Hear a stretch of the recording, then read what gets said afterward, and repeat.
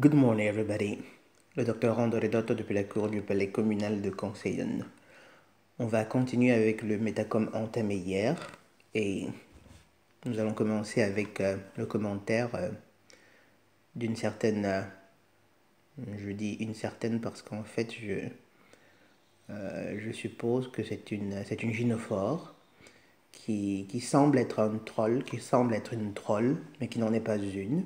Simplement quelqu'un qui n'a probablement pas le courage d'assumer ce qu'elle affirme. Du coup, on, on commente dans l'anonymat et on essaye de dire de faire des déclarations, disons, quelque peu fortes. Bref, lisons son commentaire. Elle en a fait deux. Et le deuxième, apparemment, semble plutôt raisonnable. Donc le premier, c'est encore une vidéo d'un pseudo-religieux sectaire qui veut asservir toujours les mêmes personnes, les femmes. C'est terrible, n'est-ce pas? Déjà, HSF 922 SF, je parierais que c'est une gynophore. Je ne suis pas un religieux, je ne suis pas non plus sectaire. Et si tu écoutais davantage mes vidéos, mes podcasts, tu comprendrais justement que je tends à exhorter les personnes à se tenir à carreau des religions organisées. Et le fait que les religions organisées soient corrompues ne signifie en rien que les textes, ou bien le fait même que certains des textes antiques, des textes anciens, que ces religions utilisent soient dans une certaine mesure corrompues, ne signifie pas qu'il ne soit rien resté, qu'il vaille la peine d'être pris en considération. Et là, c'est un euphémisme, parce qu'en effet, il y a beaucoup de choses, beaucoup de trésors qui sont encore enfouis dans ces textes sacrés, dans ces textes anciens. Et c'est pour cette raison que, justement, chaque fois que je vous exhorte à vous éloigner des religions, je me donne, du moins j'essaye de le faire à chaque fois, je me donne la peine de préciser que vous ne devez pas renoncer à consulter ces textes-là qui regorgent de ressources spirituelles et qui ont beaucoup de réponses à beaucoup de questions existentielles que nous nous posons tous. Ensuite, d'après HSF, blablabla, le numéro là, mon intention serait d'asservir toujours les mêmes personnes.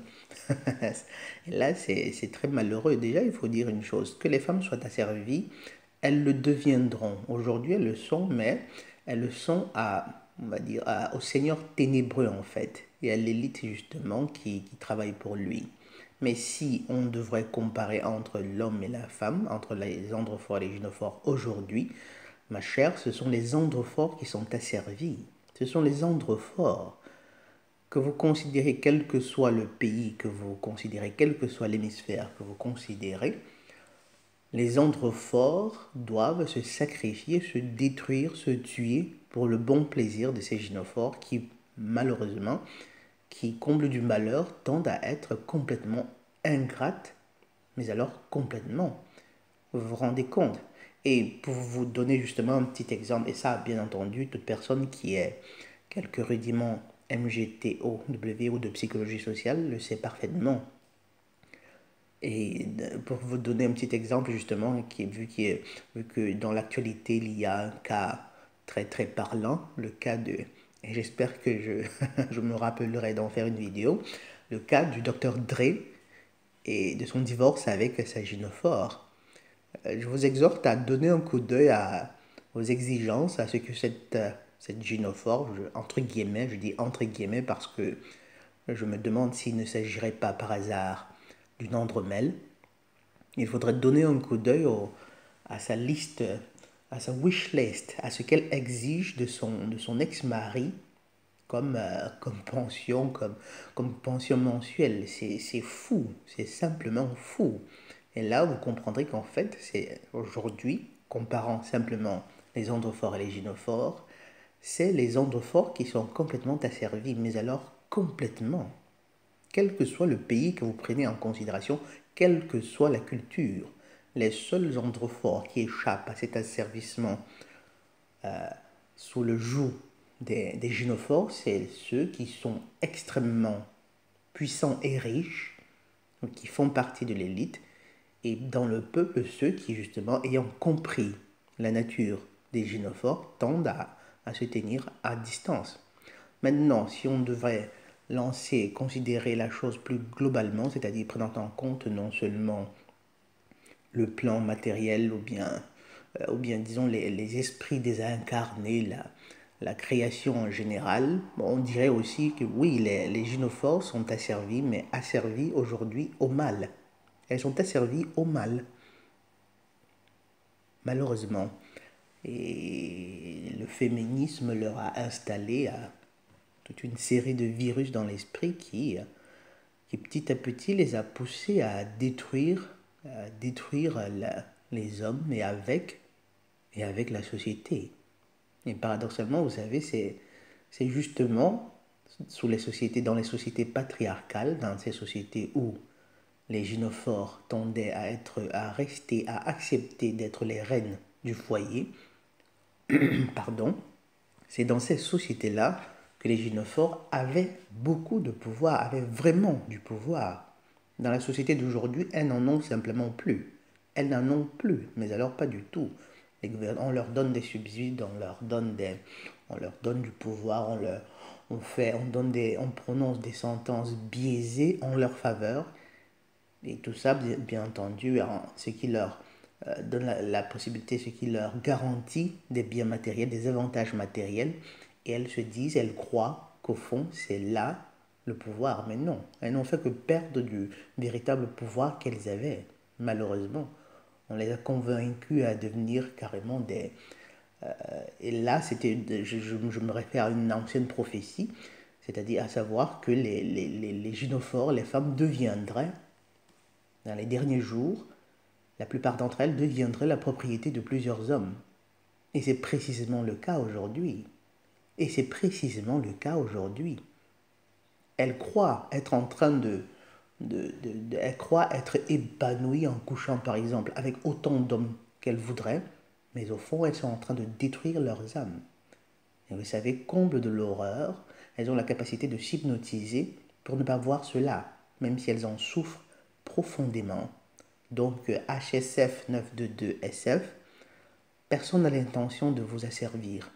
Tout au contraire, on voudrait vous donner cette liberté-là pour que vous assumiez, pour que vous compreniez qu'en fait, il a toujours été question de travailler en tandem, l'un avec l'autre, les androphores et les gynophores, chacun mettant à contribution le pouvoir dont il a été doté, dont je vous parle dans les fondements de la métaphysique de l'union sexuelle, c'est-à-dire le pouvoir, la puissance d'attraction pour les gynophores et la puissance brute comme ça, la puissance d'action dans le cas des androphores.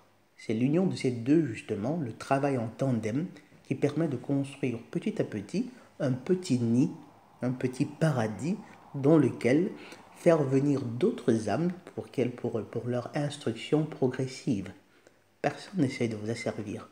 Bon, mais après, vous savez, lorsque le virus du féminisme est installé là, lorsque le virus du féminisme leur permet de s'acheter de petits cailloux, de beaux petits cailloux, ou des sacs en cuir, si possible, fait avec des pots de bourse d'androphore, il n'y a pratiquement rien à faire. Ensuite, j'ai connu des prostituées qui valaient mieux que certaines femmes dites normales. Je ne sais pas trop en quoi c'est nouveau, je suppose que c'est c'est l'expérience de la plupart, c'est banal, de toute façon c'est vrai. Ensuite, nous avons le commentaire de Didier Bastien. Une chaîne vidéo vous manque et la Terre tourne à l'envers. Content de te revoir, Dr Rondo. Le plaisir partagé, merci Didier. Ensuite, nous avons K. Eve ne nous fera plus croquer de pommes. Je crois que c'est un rap, donc je ne peux pas vous le faire voir. Chacun de vous aura le loisir d'y cliquer et d'y donner un coup d'œil. C'est un rap, c'est une vidéo musicale. Ensuite, nous avons Hervé Godefroy. des femmes qui ont viré de bons hommes ou ont été attirées par des mauvais gars. Attirées par des mauvais gars, je crois que c'est la plupart. Maintenant, virées de bons hommes, il y en a beaucoup. Mais c'est la plupart qui sont attirés par les mauvais gars. Bref, tout faux. Les pigeons se font rares pour le recyclage. Pauvres enfants, c'est eux que je plains. Eh oui. C'est vraiment là la tragédie. C'est-à-dire les enfants, les enfants qui se retrouvent sans père, donc sans discipline. Après, ils deviennent quoi? Ils se font éduquer par la télévision. Ça donne quoi? Ça donne dans un cas en général, ça donne des enfants qui finissent par être, on va dire quoi, des androphores efféminés, ou alors des gynophores qui font littéralement les poufias, ou à côté ça donne de parfaits délinquants qui, n'ayant pas appris, n'ayant pas acquis de discipline, n'ayant pas appris à dominer, à orienter leur puissance d'action, deviennent de petits délinquants, éduqués grâce aussi par la télévision. Et c'est vraiment douloureux. C'est tragique lorsque vous y pensez, surtout lorsque vous représentez le fait que lorsque l'androphore et la gynophore travaillent vraiment en tandem, ça donne justement des enfants parfaitement équilibrés. Je sais qu'à côté de ça, il y a des gynophores qui diront ben voilà, moi j'ai éduqué mon fils seul, je l'ai élevé seul et pourtant il a réussi, il est stable, il est équilibré. Oui, il y a des cas comme ça, ils sont rares. Seulement, ça ne signifie certainement pas que cet enfant a réussi dans la vie parce il a été élevé par une mère seule. C'est tout simplement que c'est un enfant qui a réussi comment dire, qui a réussi dans la vie, quoi qu'ayant été éduqué par une mère seule. Parce qu'à la base, c'est certainement une entrave, c'est un obstacle. S'il a fini par réussir, c'est tout comme une personne naîtrait dans des conditions vraiment très misérables, mais réussirait quand même à se faire une place dans la société, à gagner sa vie.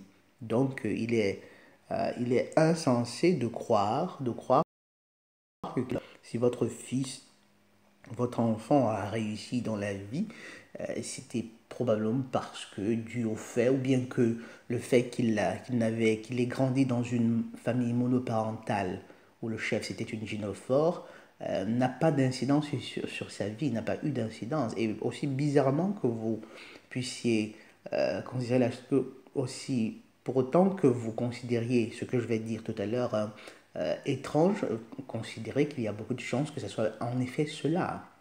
En réalité, je crois fermement que les enfants grandissant dans des familles monoparentales, ceux qui ont plus de chances d'avoir du succès, c'est dans lesquels le chef, le seul parent présent, c'est l'androphore.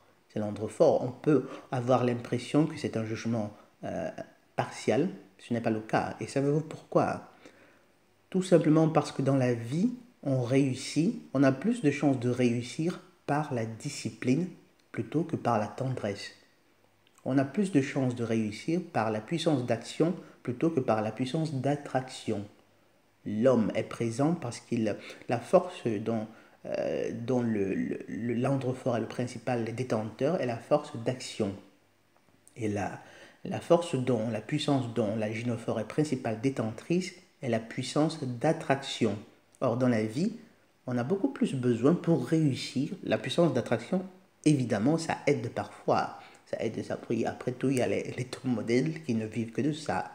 Mais de façon générale, on a plus de chances de réussir grâce à la puissance d'action que grâce à la puissance d'attraction.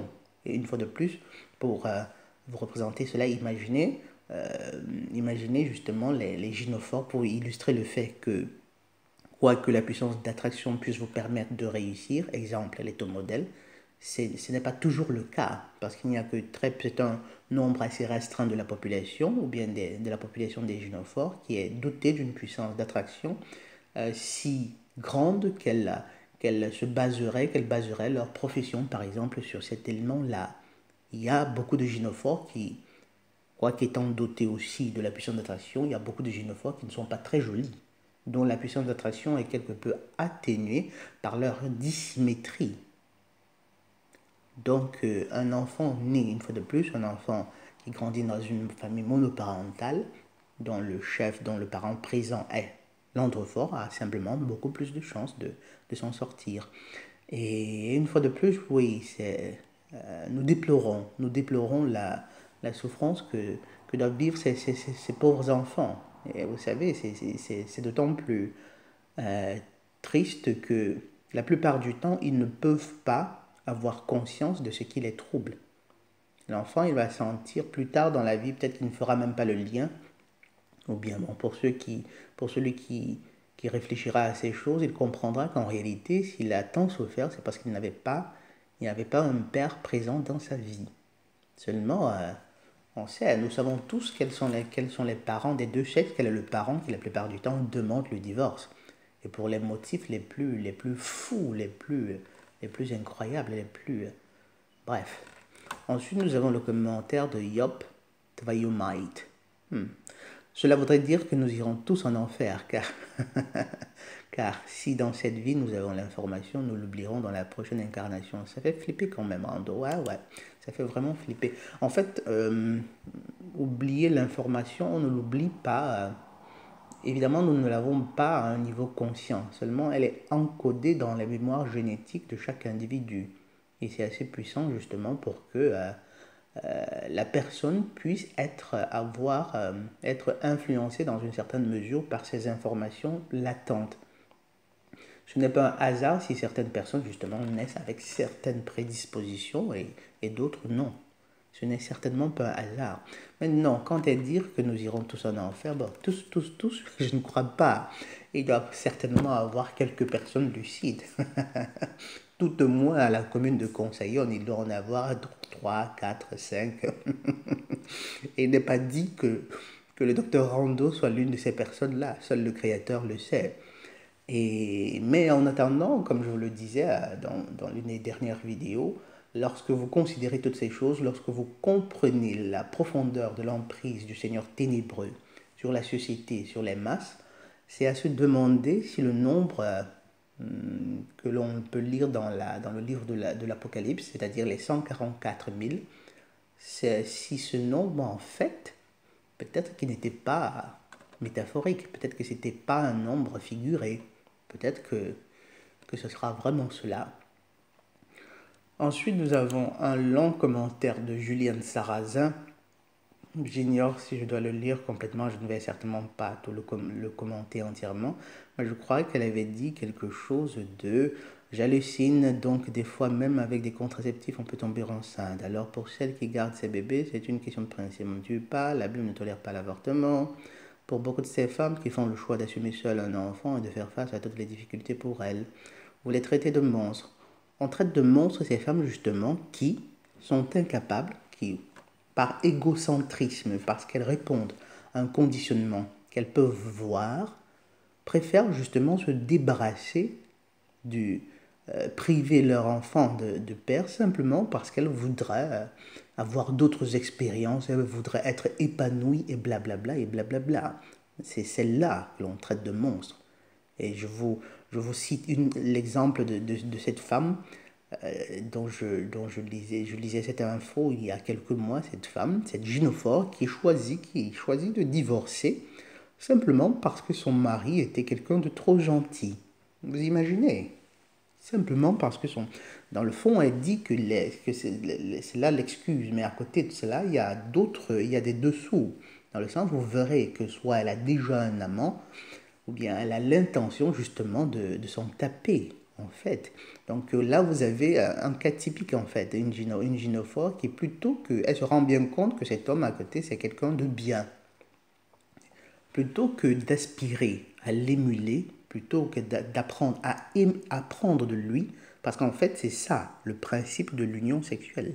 Et c'est l'une des choses que vous apprenez dans les fondements de la métaphysique de l'union sexuelle, c'est qu'en réalité, les gynophores sont censés apprendre des androphores. Pourquoi? Parce que d'un point de vue spirituel, les androphores sont certainement beaucoup plus proches de l'éternel que ne sont les gynophores. Elles sont littéralement au 36e dessous. Beaucoup plus proches de qui? Ben, vous avez compris, beaucoup plus proches du serpent. Si déjà les hommes, je continue son commentaire, Si déjà les hommes faisaient face à leurs problèmes, acceptaient leur enfant, elles n'auraient pas à attendre les horreurs si les hommes faisaient face à leurs problèmes. Les les hommes ont toujours fait face à leurs problèmes. C'est codé dans leur ADN. Ils ont toujours fait face à leurs problèmes. Probablement le seul problème auquel ils n'ont pas réussi à faire face, ou bien le seul problème pour lequel dont on a réussi à détourner leur attention, c'est le problème justement des gynophores. C'est probablement le seul problème où justement qu'ils n'ont pas encore réussi à affronter avec du coup, bien entendu, grâce au travail du Seigneur ténébreux. Et justement, dans une vidéo produite il y a quelques mois, je disais qu'un jour ou l'autre, on devra affronter ouvertement le problème de la perfidie des gynophores. Donc je continue. Si déjà les hommes faisaient face à leurs problèmes, accepter l'enfant, elles n'auraient pas à attendre les horreurs que les personnes comme vous peuvent dire. Des horreurs. Et ce discours venant d'un homme ne m'étonne même pas. Avoir un phallus, visiblement, ça facilite la vie. Ça peut faciliter la vie dans une certaine mesure, parce que ça renforce la puissance d'attraction. En réalité, ce n'est pas vraiment le phallus, c'est les bourses. Puisqu'apparemment tu l'ignores, c'est les bourses. Pourquoi? Parce que à l'intérieur de cette bourse se trouve comment est sécrétée la testostérone. Mais à côté, les gynophores, elles aussi, ont un autre élément, une caractéristique qui leur facilite la vie, à savoir la puissance d'attraction. Or, il se trouve que la société est complètement gynocentrique. Donc au final, ces deux puissances qui étaient censées travailler en tandem, en équilibre, ont été faussées.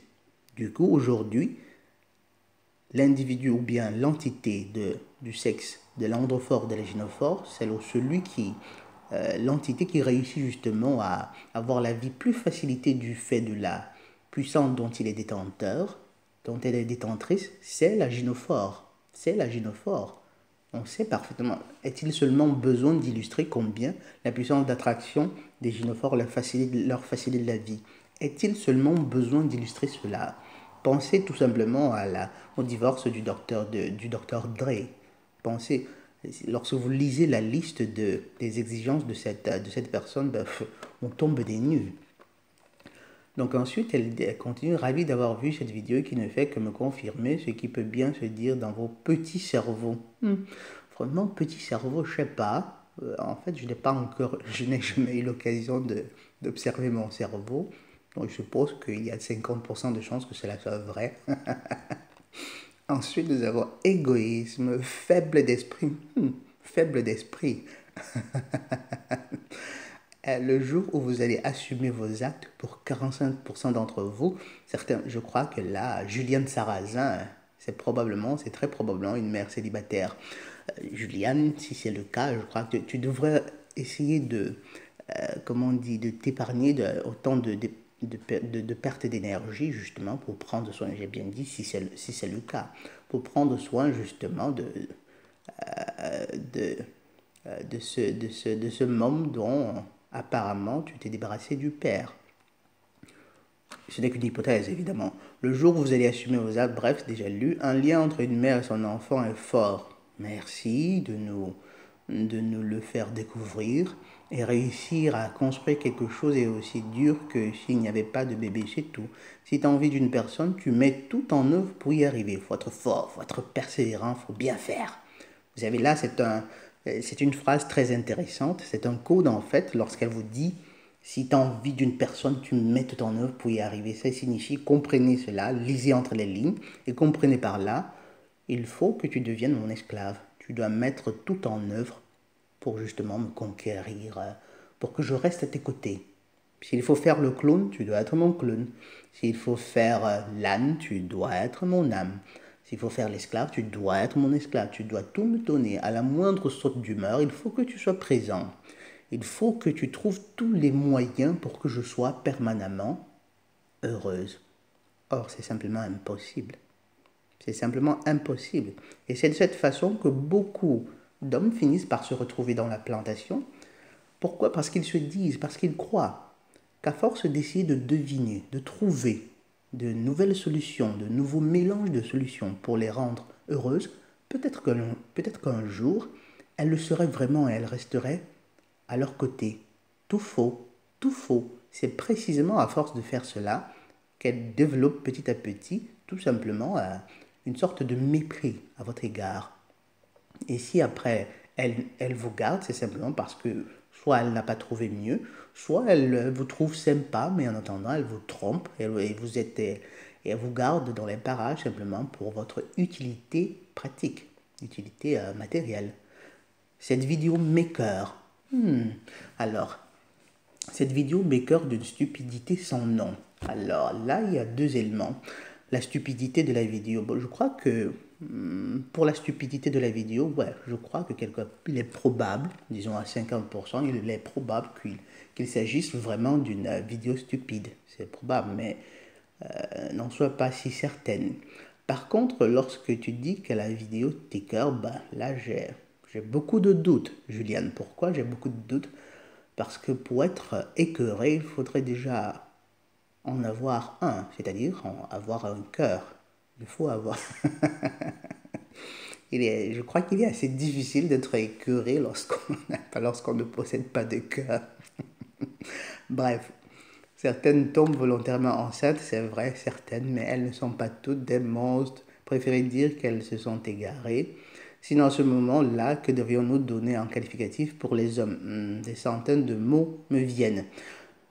Bref, une fois de plus, pour résumer cela, que tu veuilles le comprendre, que tu aies la force, le courage, la sincérité pour le reconnaître ou pas, les androphores sont plus proches du royaume des cieux, tandis que les gynophores, elles, beaucoup plus proches du royaume, disons, de la sphère matérielle, qui aujourd'hui est sombre dans des ténèbres. Vous vous rappelez de l'explication que j'avais faite du bouclier de Mars et du miroir de Vénus? Oui, oui, c'est précisément une illustration. Les gynophores sont ancrés dans la matérialité, dans la sphère matérielle, qui est sous la domination du Seigneur ténébreux. Les androphores, eux aussi, s'y trouvent, mais ils ont le regard tourné vers le Créateur. Bref, continuons. Ensuite, nous avons un commentaire de Michael Foy qui a formulé, je crois plus haut, une sorte de sentence, une maxime très intéressante. Donc, cher homme, la seule personne qui sera toujours avec toi dans les victoires et défaites, c'est toi-même et tes rêves. Simplement, extrêmement vrai. Spectre Enezo, offrir un sourire à quelqu'un, paix à vous tous ici présents qui lisez ce commentaire. Merci, Spectre Enezo. Ensuite, donc, la phrase de Michael Foll, l'homme pense et la femme dépense, dit-on. L'homme dépense utile et la femme dépense utile. Et c'est bien triste de reconnaître que c'est vrai. Et pour ceux qui ont encore des doutes, s'il y en a parmi vous qui sont plus jeunes et qui peut-être vivent chez les parents, je crois que la façon la plus simple d'illustrer ce fait, c'est d'ouvrir les armoires, de donner un coup d'œil à la garde-robe de votre père et à celle de votre mère. Vous verrez, ce n'est pas un hasard si c'est seulement l'une de ces deux personnes qui a 3 fois, 4 fois plus de vêtements. Ce n'est pas un hasard. Pardon. Ensuite, nous avons plus de vie pour le juste, explicite. Car, étrange réaction de Macron. Ah ouais, il n'a pas beaucoup le choix, en fait. Ensuite, Yopt Vayomaït. Pourquoi si peu de vues pour un contenu si riche? Quel monde de tarés. Retournez sur... Ah oui, c'est le monde dans lequel on vit. C'est l'humanité entière qui a été conditionnée. Si vous imaginez que déjà il y a les algorithmes de YouTube qui doivent certainement ralentir l'évolution de ces chaînes du fait des thèmes qui sont touchés. Et vous imaginez bien que ça ne peut que... La chose ne peut qu'aller à un rythme vraiment, vraiment lent.